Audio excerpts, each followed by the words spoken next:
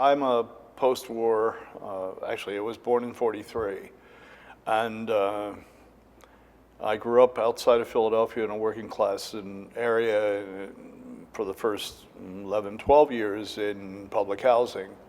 And at that time, the public system had specialist art teachers. And that largely had to do with a number of usually Jewish scholars, art ed people who fled Europe, came to North America and influenced that, the kind of schooling, the curriculum that was available to people like myself. So I had specialist art teachers who encouraged me and identified my whatever capacities I had right from the very beginning. It was an option. I also lived about 10 miles from where Andrew Wyeth and the rest of the Wyeth family lived. So they were the names that we all were aware of, not that we understood what it meant. And and the Philadelphia Museum was there. My grandfather was a machinist. He was a wonderful guy. He knew zero about art, but he understood children somehow. So from a very early age, he would take me there. And I guess the first artist's name, other than Wyeth, that I was aware of was Thomas Eakins. And Thomas Eakins taught, in the 19th century, at the Pennsylvania Academy. And the museum had a great collection of Eakins. And my grandfather used to say, well, the greatest artist who ever lived, right, was Thomas Eakins, because he lived in Philadelphia. Philadelphia had a kind of, because it was, a revolutionary city and so on, it had a notion that the beginning of time began with Philadelphia. And so they had the best sandwiches, the best art, the best street, the best air, everything, none of which was quite true, but we all believed that. So that was really important, because art was something that was a possibility, even though in my own home we had 3 books and no art, but going to school was an adventure. And I was a polite little boy, and dare I say, I was a good-looking kid, according to adults, and that meant that teachers tended to support me, because I behaved well and I was bright. So that was sustained right through high school. But over that period, one learns that economics and class begin to be a factor. I went to the working class borough that I lived in didn't have a high school, so I had options of several different high schools, and I went to the school that's about 95% of the students went on to post-secondary education. So it was very much oriented toward that sort of future. And I had an art teacher who thought I was a genius, and she was very unhappy when I went to what was then a former teachers' college in art education, but that school is about close to 20,000 students these days. At the time, art education was a dominant program. There was something like in a school that was, part of the baby boomers, so we went from 1,700 students to 3,500 during the period, and 400 to 500 students were art ed majors, which would be like all of the art ed majors in Canada, in one little Pennsylvania German community. So, which I frankly didn't get on very well, because I wanted to be an artist. I didn't know there was a difference, So I had some remarkable people as instructors, most of whom got fired during the period because they were young kids right out of Yale or some art school. Because the job market was still pretty open, but most of the faculty had their doctorates from Columbia or Penn State. Now, why am I going on about that? But there's a divide that still exists today. Art ed people who do research tend, like at UBC, they're on one side of campus, and the studio and art historians on our other side of campus. And it was even more extreme, say, at UVic, where art history was on one side of campus and studio was elsewhere. So I'm a mixture of all of those things. So I always believed in the beginning that part of my job was to help build culture. It wasn't something that just happened by accident. And I'm not quite sure how I came to that belief. It was partly the art ed part, that because the education that I had, which was very different than one would get in Canada at this moment in history. Art ed in the sense of seeing yourself as a calling as an educator. So we were required to take, I don't know how many dozens of courses in a whole range of disciplines: jewelry, advertising, ceramics, sculpture, painting, drawing, costume design, on and on. Anything, any practice that you could imagine, we had to take individual courses, low credit courses, so that when I went into, if I had, which I didn't, go into a Pennsylvania coal region town, I'd be the authority. But what it also taught me was that, and I still believe this, there was no hierarchy in terms of art practice. That if you were a weaver, that you could be equal to the painter. Now that's a very different, and today, I taught at NASCAD for almost a decade, so some of the much of the neo-conceptualism that dominates our art world in this country at this point in history, I mean, many of my colleagues were the teachers of those folks, and I never saw it one way or another. It's certainly part of our fabric, but then again, if you know Renaissance art history, ideas at the base of that. And one of the things I learned deeply from one of my colleagues, Margaret Priest, when I was teaching at the University of Guelph and was chair, Margaret, let's say Margaret's English educated, and she helped students understand, for instance, that Renaissance linear perspective is an intellectual construct. It's not an empty convention. It was a way of constructing a world. So it's very much about the mind. And so when you look at a Renaissance painting and there are all those, let's say, carefully drawn tiles on a floor, it's so you can see the rational space that is constructed because God is rational. So I'm collapsing all of these things, but I would say all of those experiences and an endless number of others convinced me that this was something I would do, I'd hope to do, never knowing quite how that was going to unfold. And coming to Saskatoon was a remarkable time in the early 70s.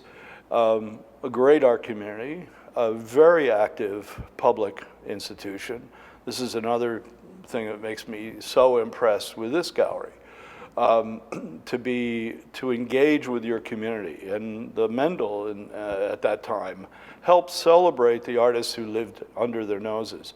And that's not been the case in a lot of places where I've worked and lived, including a couple of our so-called centers, that they're still colonial. They rarely would celebrate a Canadian as they would if they read about a European or an American. With the kind of, the joy of seeing all these options and the freedom, that sense of freedom, that's one thing. But then, at a certain point in your life, you realize, well, how many things can I do at any given time? I still have that trouble. I still want to do everything. And so I can never believe there is one absolute way. And so how did I get to abstraction? So coming out of undergraduate school, I'm a Vietnam era person. I got drafted I think I got my draft notice within a week after I finished school. So by September, I was in boot camp. But in between, I went to a school in Maine called Haystack Mountain School, which is Haystack Mountain School of Crafts. You may or may not know of this place. But, and I went there because I had been in an exhibition as a last year student, but was actually an outdoors, completely low level. You know, the local tourism had an outdoor exhibition, like, I don't know whether you have such things here. And a professor at the University of Delaware saw my work and said, "Hey kid, how would you like to go to Maine? I think they'll give you a scholarship." So, long story short, I get a letter and I say, yeah, "Of course, I've never been to Maine. I've been hardly out of I've been to New York at one point. It was only 70 miles away." So I'm offered a scholarship to go to Maine, to a place that I don't really have any idea. And one of I had two wonderful teachers that summer, and one had been a student of Hans Hofmann, the great German-American abstract teacher and painter, and the other, as a young boy, had already been in Whitney Biennales, and he was in his 50s at that point. So I had two very sophisticated teachers who understood profoundly how modernism happened. They could talk about the difference between a great Cézanne and a bad Cézanne, a Cézanne that wasn't successful. They understood that Cézanne that wasn't successful was necessary for Cézanne to make, as compared to certain historians, and most of the historians I studied with had absolutes but couldn't do a formal analysis of a painting to save their life. Couldn't tell whether this was a great Frau Angelica or this was a dreadful one. And frankly, because we have a different framework for the kind of knowledge that we're taking in. But visual judgment isn't always part of many scholars' understandings, in my experience. And that's been borne out by teaching for 50 years and working with some wonderful people. But frankly, most of the people I worked with taught out of how they were taught. They taught the canon that they were taught, or they threw it out for an equally, I think, knee-jerk reaction. So for me, how did I get to abstraction? So I'm trying to make work. I'm there in this magnificently beautiful part of the world, and this gentleman, Bill Holst, began talking to me about what Matisse did and how he constructed space, and how did that differ from Mondrian, and that if Mondrian had, when he started with his early landscapes, and you know, it's a fairly commonplace analysis now to go from the representation to the intervals between the branches to the to the so-called non-objective work. However, when you actually physically know those works, they're not as absolute as many people claim. It's like, yeah.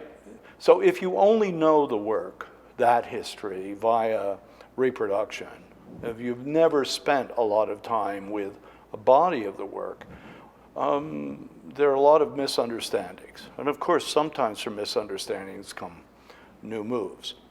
But I'm talking about this because with these individuals that I worked with, I began to understand what formal rigor was, and that form isn't something that's applied to a subject, as, you know, I still, you know, the debate between form and content, but that great art is an embodiment of a philosophical position in every way.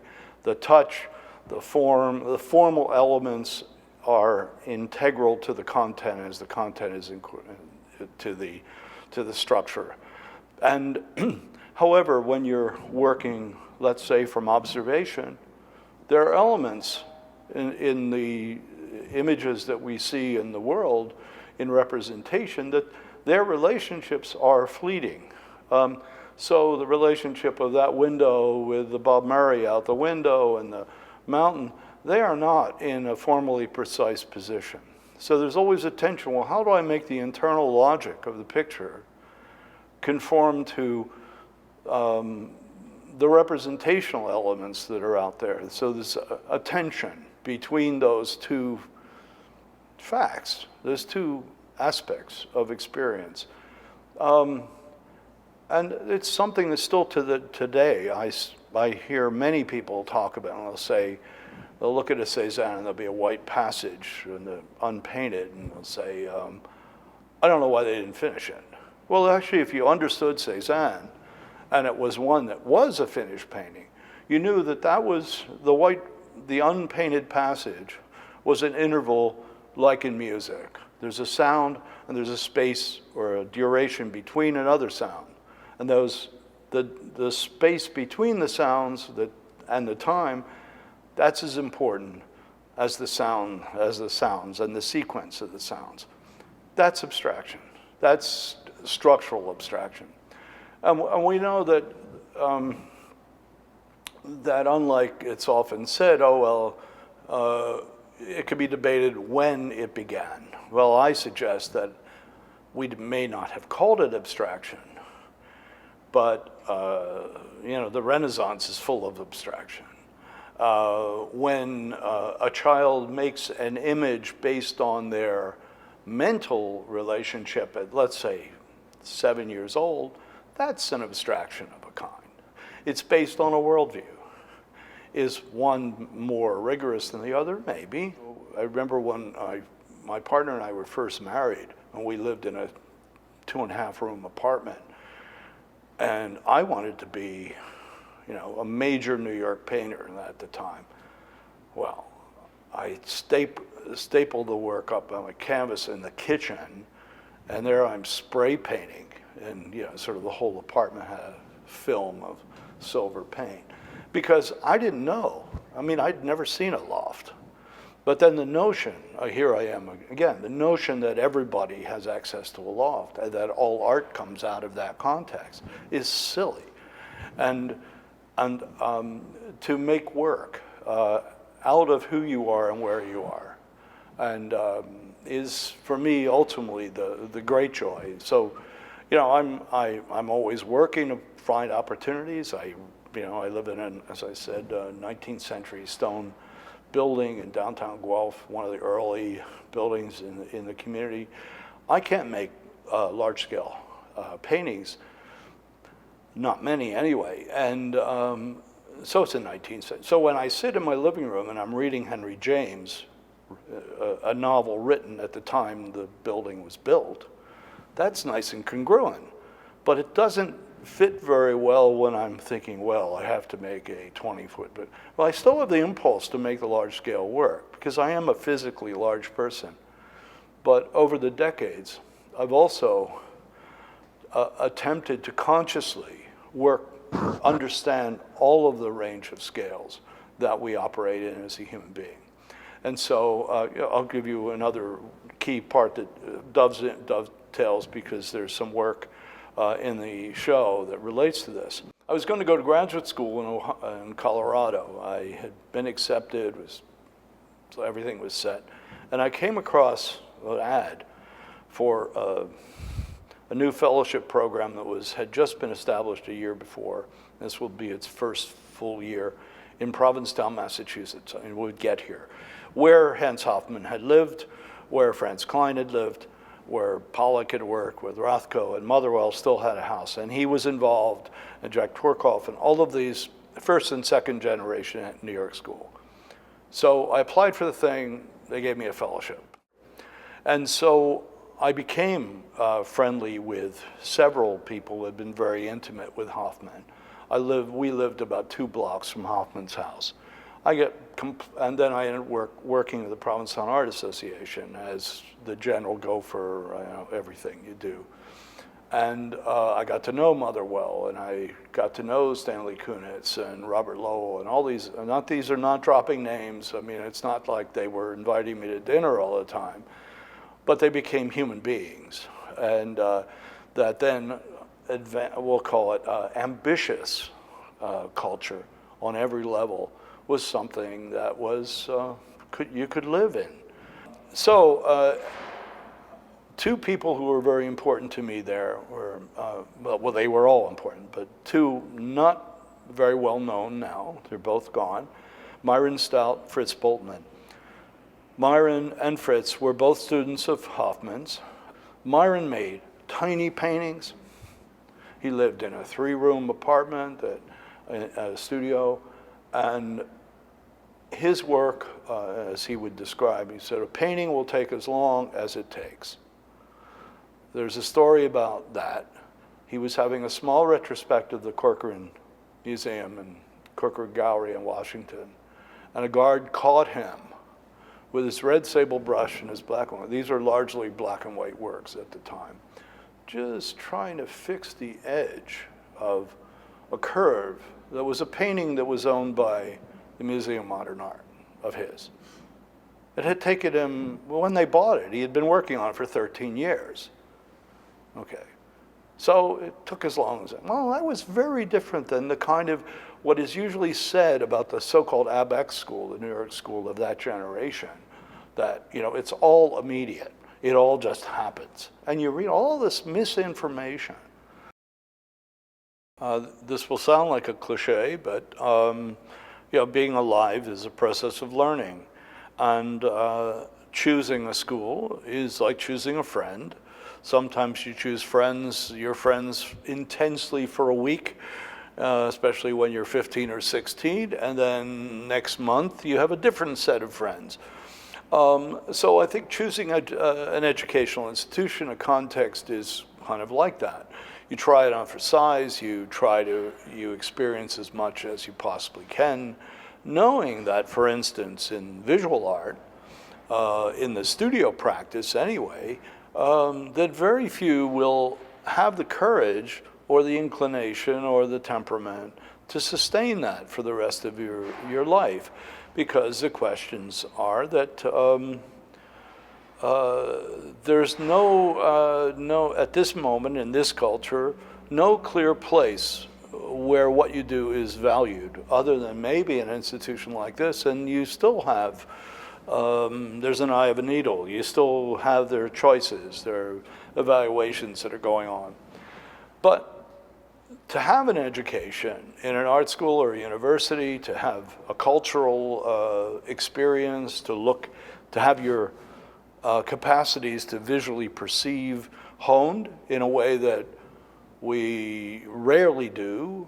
And I know, well, I started my comments as a child, that I had this access. If I go back to that old neighborhood, there are no art teachers there. So there are no guarantees to anything. So we go into education, we try to find out who we are, who we can become. And if one has access to a visual education,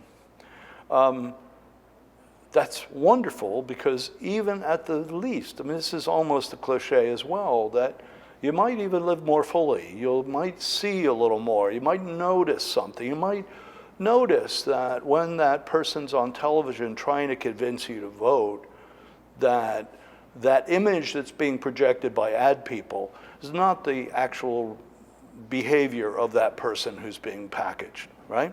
So you start to notice those things, which we all need to do, buyer beware, right? So that's one thing I would say. I would also be careful about institutions that have an absolute position about everything. As I've said earlier, you know, the mass culture surrounds us. It's not surprising that a lot of younger and not so young artists use anime or pop culture as a departure for what they think is high culture. It's kind of like many of my visual art friends think that 3-chord rock and roll is the advanced music of their time. They don't know I'm not going to say that what rock and roll does isn't serious. It is serious in its own context. But it's not Bach. It has a different function and role. And we rarely, even though we live in a time when certainly the academic community talks about interdisciplinarity, rarely would the equivalent of our own, I don't know, let's say, John Ray, a 2-time Governor General Award composer in Montreal, would write music after M.C. Escher, not after Michael Snow. So if I talk to, and I have my old job, to the director of the Toronto Symphony, and he says, we want to bring the visual arts and serious music together, bringing world-level composers together. And he said, couldn't you get some of your OCAD students to do things here? I said, why don't you work with Michael Snow? Who's Michael Snow? Now, Michael would know who he was, but he didn't know. You know, so what I'm saying here is that rarely do we really have deep conversations. I mean, I was an advisor for the establishment of a cultural studies program. I was the only practitioner of about like a dozen people. And as soon as we got it through Senate, the cultural studies people wanted to get rid of all the practitioners because it was more convenient not to actually address the inconvenience of making. You know, the economies, the individual temperaments, those inconvenient experiences in life that don't necessarily fit, you know, a projected set of rules. I'm not saying that's every cultural studies person by any means, but it's easier to settle in. It's easier to, let's say, satisfy the outcomes that you now have to say in universities and schools and everything, than when you don't know what the outcome is going to be. So for me, that's the exciting thing about being an artist. It's, you don't know where your life is going to go. And so yesterday, I was here, a young man stopped me in front, and he said, I know you. And I said, you do? And he said, I was at the University of Guelph in blah, blah, blah, blah, and I work as a social worker next door here. He said, I never took a class from you, but I was there when you were chair. And he did do fine art and art history, but he's a social worker, and you're obviously, I had about a 10-minute conversation, really lucky to have him. That's how his life took him. So I'd like to think that that young man, you know, part of that context in that institution was right for him. And, you know, so that's what I would say both to myself, and you don't know how it's going to unfold, and you try to choose your friends. But most of the time, sometimes, you know, you meet people and they become your friends and you're absolutely surprised.